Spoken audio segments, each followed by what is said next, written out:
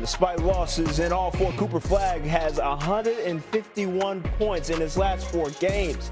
He's the second rookie since the NBA merger to have 150 or more in a 4-game span, joining Allen Iverson in the late 90s. AI brought home Rookie of the Year that season, so maybe. We spent a lot of oxygen on the Giannis trade talks, all for naught. The man isn't going anywhere, at least for now. Giannis kept it short and sweet after the deadline passed, tweeting out, "Legends don't chase, they attract." Read what you will into that. He also posted a clip from The Wolf of Wall Street where Leo DiCaprio's character screams out, "I'm not leaving." Our senior NBA insider, Charania, one more time joining us right now. You've been supplying fresh intel throughout, so let's do a little debrief on the trade deadline. Why ultimately did the Bucks, were they unwilling or unable to move Giannis before the deadline? Lloyd, because at the end of the day, their general manager, John Horst, team ownership just could not get a deal and also could not come to an understanding internally that now was the time to move on from Giannis Antetokounmpo. And all of this started when Giannis, in the last few months, has been telling the organization, informing them, communicating to them that he believes the time has come to part ways. So that all now comes to a head at the trade deadline, and the Bucks, for the first time, felt it was necessary enough to at least listen to offers, engage with teams, but nothing ever got close. They never got to a 10-yard line, 15-yard line with a team. I had one team tell me that essentially the Bucks asked for 5, 6 first-round picks. Another team said they wanted to be blown away if they were going to trade Giannis. So now everything goes to the second half of the season and the offseason. This team is currently outside of the play-in tournament. They're the 12th seed. Today at the deadline, they acquired Ousmane Dieng in a trade. That is their one move that they made at the deadline. So where does this team stack up in the second half in the offseason? And can they get this team to the point where Giannis feels like it's competitive in the summer? That's all stuff they're going to have to deal with. Yeah, just spinning it forward. If they did want to deal Giannis this summer, or if he still wants to go, does it make it easier to do so this summer? Deals are definitely easier come summertime just because the cap mechanics, more picks free up around the league with other teams. But it also allows the Bucks to have some time. And Giannis had made it clear that he was ready to move on, whether it was now or in the offseason. But clearly the way the Bucks have operated throughout all this, a part of them has also felt like maybe we get to the summer and try to convince Giannis to stay here. That could also be part of all this. You know, I've heard that legends attract, so maybe he'll bring in some free agents. Who knows? We'll see how it plays out. He's the franchise leader in just about every category. Now, against the odds, it sounds like he's going to be adding to those totals when he does return to the court. You going to get a day off now or something? What's the deal? I'm going to get a little bit of time. Just a wee bit. Shams, great job throughout the whole thing. Streak this century. The last time they did it, it was Baron Davis's rookie season. That Hornets team ended up in the playoffs. This year's team has now jumped into the last spot in the East play-in. For trade deadline edition, now that the moves have been made, beginning with the Knicks, who added Jose Alvarado in their trade with the Pelicans to boost their depth in the backcourt. Alvarado has a chance to make an instant impact, with Deuce McBride expected to be out several months with a sports hernia. The Lakers got some much-needed shooting, adding Luke Kennard in a trade that gave Vincent to the Hawks. Kennard has knocked down over 49% of his threes this season, best mark in the NBA. The reigning Eastern Conference champs got their center of the future as Ivica Zubac heads to Indiana. Pacers sent 2 first-rounders to the Clippers along with Benedict Mathurin. LA gets Indiana's pick this year if it falls between 5 and 9. And the blockbuster for the Bucks, well, they sent Cole Anthony and Amir Coffey to Phoenix in a 3-team trade that involved the Bulls. They landed former Wisconsin standout Nigel Hayes-Davis and Ousmane Dieng. So with the dust officially settled, let's get Chanae back in here. When we get past the shock of who landed where, which teams in your mind actually won the transaction front?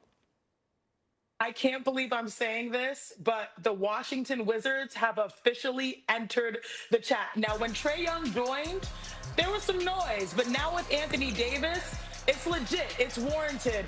They have our full attention because Anthony Davis is the perfect partner for Trae Young. Now, mind you, this will likely start at the beginning of next year, but the potential for that pick and roll, but most importantly, AD covering Trae Young's as a defensive liability. I like this pairing. So check off Washington. Now, also, let's talk about the East and the Cleveland Cavaliers. Because James Harden, I know a lot of people might say in this point guard swap, you got 10 years older in this position. But honestly, sometimes a little seasoning is nice. James Harden is double teamed more than Darius Garland, and he is absolutely a great facilitator when it comes to bigs.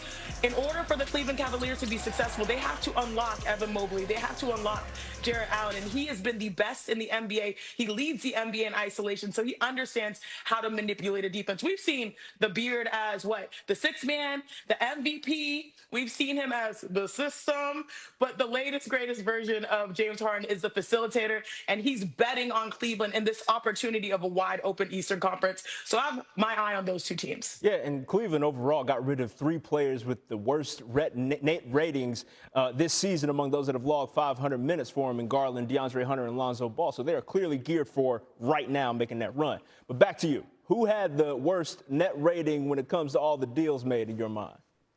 We should be celebrating here in the city that I'm in, Los Angeles. But honestly, in a couple days, we're going to have the All-Star game at Intuit. And I'm looking at them. I'm looking at the Clippers saying, what is you doing? What is going on? Because I'm not going to lie, this James Harden news caught us all by surprise. And he said something about they might be changing directions. And it's kind of wild because this has been one of the best NBA teams the last 3-4 weeks. And it seems like without Zubac and without Harden, they are moving towards maybe a competitive reset. On top of the controversy that they've dealt with this year, I have a lot of questions and very few answers about the Los Angeles Clippers. Yeah, once you sent CP3 home in the middle of the season, you do things, just vibes off over there. We are not going to talk about that. We're just going to keep the vibes high with Sinead. We appreciate it. Conference odds available on FanDuel Sportsbook. The Thunder, again, no surprise, minus 135, a staggering number, frankly, but it's still not surprising, minus 135 to win the West. Nuggets trailing, and then the Spurs, who have, frankly, handled the Thunder pretty adequately, winning 4 out of 5 so far this season. And then we see the Rockets, the T-Wolves, the Lakers, Warriors, and Suns trailing the pack in the Western Conference.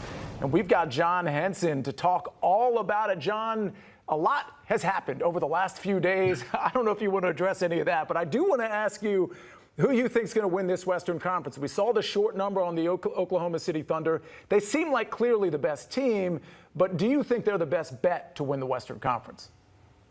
I think for what you're getting, minus 135, I think the odds should be a little higher. They've been banged up this year, so you're essentially betting on OKC's health more so than anything. But if they're healthy, I mean, this team has been a juggernaut.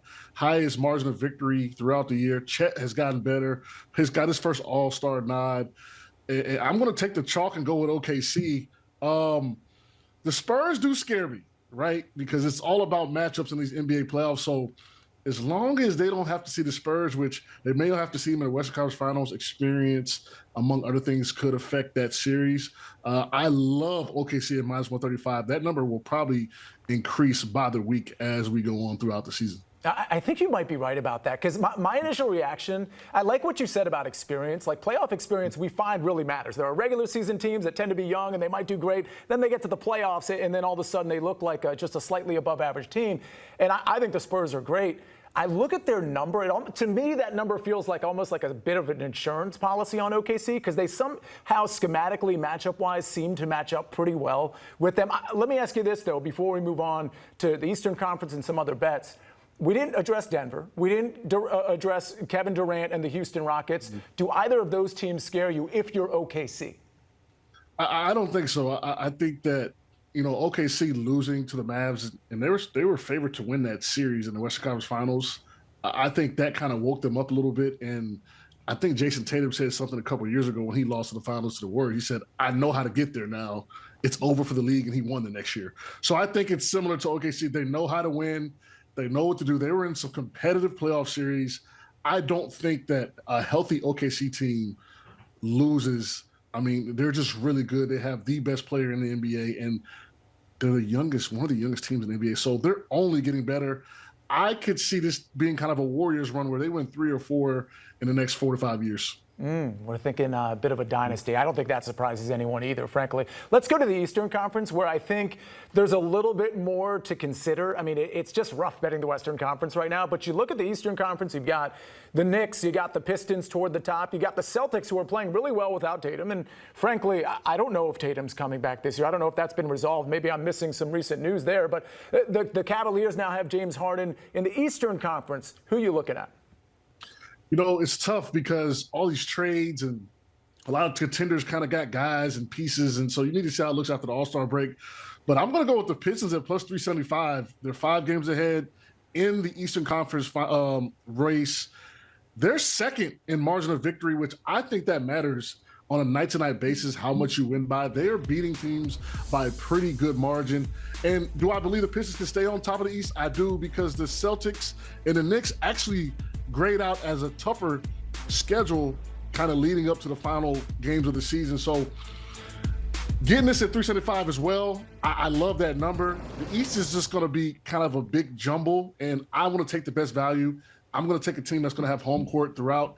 If we remember, the Knicks were favored by the books to get to the finals last year, and the Pistons gave them all they wanted. So if that's the team they got to go against, I think if they go against them again, the Pistons may take them this time. And that was a great series. I hope they match up again, and I wouldn't be surprised if they do. All right, you mentioned the word value. I'm going to give you the entire board to consider when it comes to your best bet to have a team make or miss the playoffs. Well, see, this was tough because a lot of teams kind of meddling in the middle ground of the NBA. They made trades, right? Like a bunch of them, right? Changed their rosters. So when I look at up and down the rosters and who made what moves, I think I'm going to target the Hawks missing the playoffs at minus 162. That's on FanDuel. They traded away Trae Young. They traded away Porzingis, 2 core pieces. They got rid of Luke Kennard. They picked up C.J. McCollum, got Jack Londale, Buddy Hield, brought in Kuminga to pair with Jalen Johnson. I mean, that's a lot of moving parts for a team that is trying to mesh together in the last 30 games to make a push to make the playoffs.